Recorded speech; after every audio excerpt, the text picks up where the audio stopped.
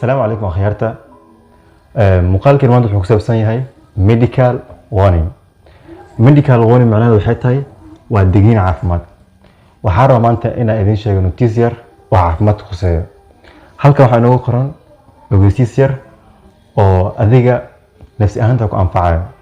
Midaas waxay tahay don't drink water immediately after eating fish. After eating fish. waxaa lagu dhahay don't drink water immediately si dhaqsi leh biyaha ku cabin after eating fish malaayga markaad cunto kadib biyo si dhaqsi leh ku cabin ugu dhahay ma taqaana sababta aan kugu sheegayo it may cause wuxuu sababi karaa markaad malaayga aad cunto biyaha si dhaqsi leh ku cabayso wuxuu sababi karaa yani inuu calooshaada ku dhex dabaasho malaayga oo markaad biyaha cabto si kale kuu sheego waxaa laga yaabaa in calooshaada aad ka yeerto waxa la yiraahdo gulugulu